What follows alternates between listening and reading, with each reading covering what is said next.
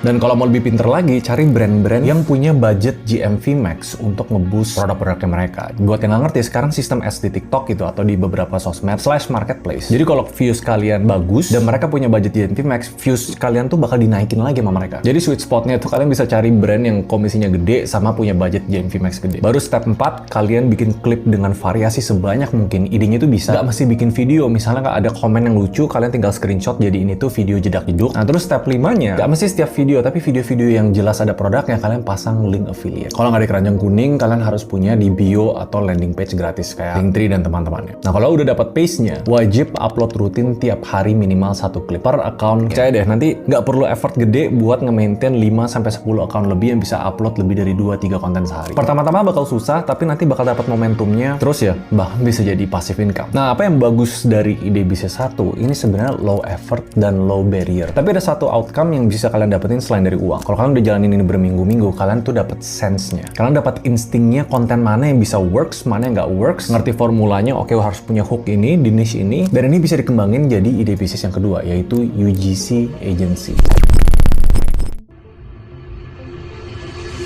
Ingat gak? Tadi gue bilang tuh kebanyakan orang ngelakuin clipping dengan berharap dibayar. Cuma kalau misalnya kalian mulai dengan ide bisnis yang berharap orang lain bayar kalian, itu terlalu banyak variabel yang kalian belum bisa kontrol. Dan kalian belum dapat sense-nya dari nentuin, oke kalau gue ngelakuin ini bisa dapat berapa views, jenis konten ini bisa dihargain berapa. Nah kenapa UGC Agency atau User Generated Content Agency itu lagi naik banget? Sekarang tiap kalian beli skincare atau produk viral, biasanya kebanyakan orang tuh pasti buka TikTok atau Instagram dulu. Dan nyari review, sekarang tuh udah bukan dari reviewer terkenal atau dari akun brandnya doang, tapi kebanyakan tuh nyari dari justru akun-akun kecil yang viewsnya nggak segede itu. Nah, konten kayak gini yang kelihatan otentik itu namanya user generated content. Dan enaknya data ini udah ngedukung. 78% anak muda sekarang lebih percaya sama UGC dibanding iklan biasa. Brand-brand pun sadar konten review natural ini bisa bikin iklan mereka turun sampai 50% budgetnya. Hasilnya sampai 3 kali lipat. Makanya market UGC ini diproyeksi bahkan bisa sampai 4 triliun rupiah lebih di 2031 nanti. Itu gila banget. Tren paling gede yang jelas kelihatan. Di dunia tipu-tipu dan dunia atensi, yang kelihatan lebih otentik itu bakal lebih narik perhatian orang. Makin banyak brand yang mau kelihatan otentik, makin banyak yang bakal nge-hire UGC agency. Nah, bedanya dari ide bisnis ini, yang pertama tuh Clipper itu analoginya kalian jadi DJ. Udah ada musiknya, kalian tinggal jahit-jahit jadi playlist dan tinggal ngedit-ngedit. Nah, UGC itu naik sedikit modalnya, yaitu tetap pakai HP doang bahkan di awal. Tapi kalian harus mulai produksi konten yang kalian sendiri. Jadi dari step 1 sampai step 3 itu mirip sama yang di ide bisnis kalian triple affiliate. Cuma bedanya yang sebelumnya kalian cari duit gedenya dari komisi penjualan produk, sekarang lu bisa lebih luas. Bisa mulai approach brand. Kalau kalian udah punya portfolio dan sense-nya, kalian bisa jual jasa kalian dengan KPI misalnya berapa views dalam 1 bulan atau berapa konten dalam 1 bulan. Dan jujur menurut gue market